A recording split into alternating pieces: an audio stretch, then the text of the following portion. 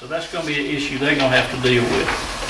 We're not planning on having Russians. That's not the finished product. Okay. I was picking at you. Well, trust me, No, I I wouldn't know go about settle it. for it. You were No, I gonna know hear about about it from now until No, we whenever. know about it. Let me throw something else out on this change order. I understand most of it. When you look at the 97 live oaks and 150 crepe myrtles, those did replace one for one the Chinese elms and the holly trees. On the application for payment, those Chinese elms and holly trees total around $49,000, and they were about $150 or $60 or $70 a piece. And so now we're one for one replacing with crepe myrtles and live oaks, which is okay, for a total of $60,000. But I didn't see the credit for the $49,000 that were given back on the Chinese elms and the crepe or in the holly trees. So there seems to be a discrepancy in what happened to the monies that we were using to buy the other trees that should show up as a credit, but don't appear to be.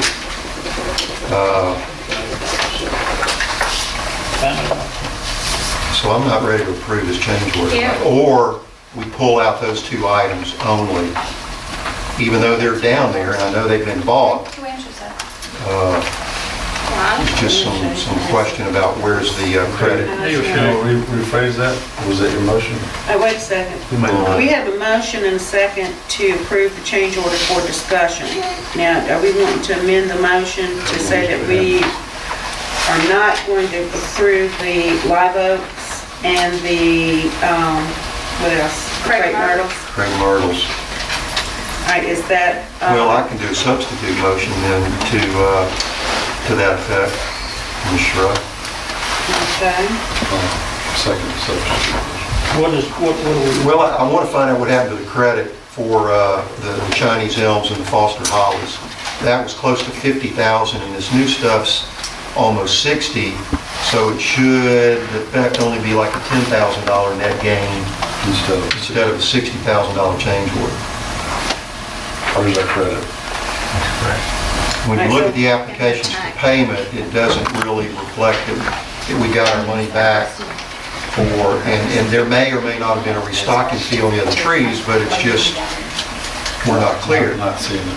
Now, You want more of a detailed, itemized description of what happened? Is that what you want? I'd like some clarification on the credit, if due, on the Foster hollies and the Chinese elm tree.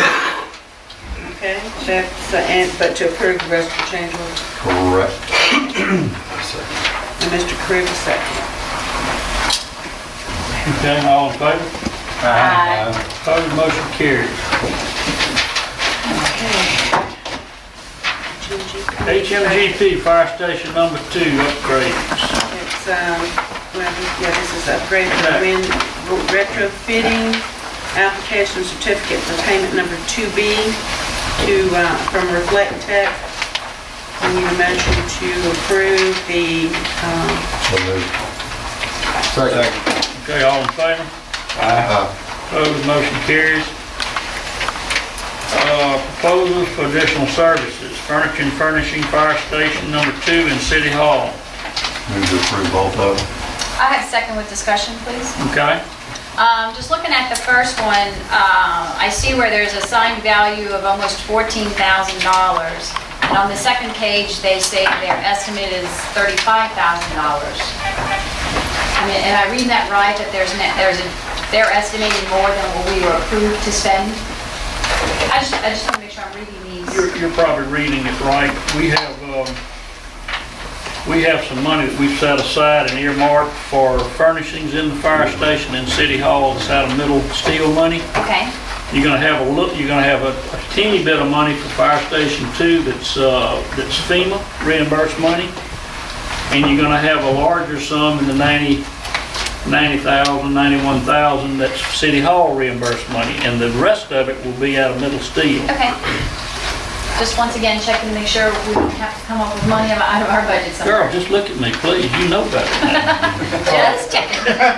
Mayor, this 10% overhead expenses, is this customary? This is 10%? They're good, yeah, they're doing it for 8, I thought they were Where doing you it say? 8%. 8%. It says 8% of $35,000, they've spent that right in that letter.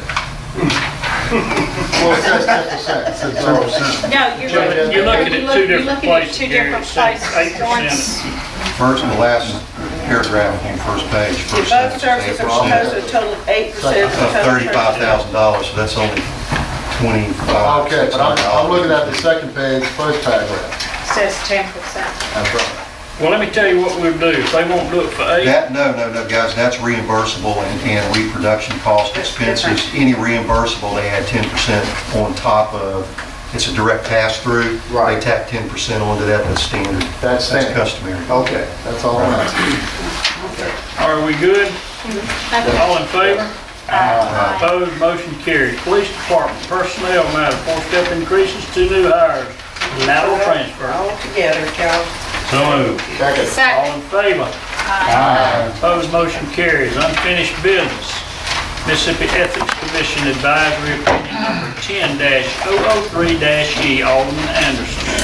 Okay, this opinion was given to me last week.